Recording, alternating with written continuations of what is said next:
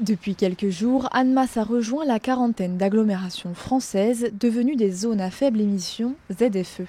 Concrètement, tous les véhicules immatriculés avant 1997 sont interdits dans un périmètre déterminé de la ville frontalière pour limiter la pollution. Une mesure qui fait débat parmi les habitants. J'ai une voiture qui date de 2009, du coup je pense que j'ai encore de la marge, mais je pense que c'est pas plus mal pour l'environnement. Je trouve que c'est une bonne chose et c'est quelque chose qu'on devrait progressivement adopter dans toutes les villes. Moi, j'ai de la chance de ne pas être concernée parce que j'ai un véhicule récent.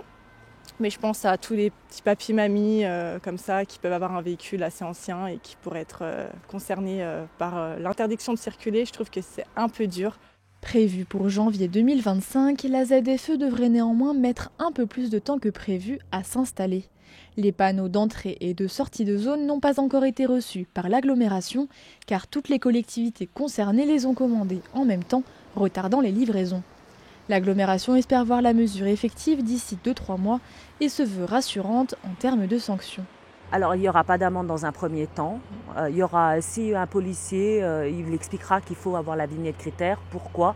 Et l'idée c'est d'arriver petit à petit à mettre en place les restrictions et que de toute façon nous on n'arrive pas à mettre en place vraiment des amendes. Il faudra qu'il y ait des caméras qui soient mises en place, tout un système qui pour l'instant n'est pas encore mis en place au niveau national. Jouer sur la pédagogie et amener les Annemassiens vers les mobilités douces sont les objectifs de l'agglomération haut-savoyarde. Côté calendrier, en janvier 2028, les véhicules aux vignettes critères 5 et non classés seront bannis du périmètre avant d'être suivis par les critères 4 en 2029 et les critères 3 en 2030.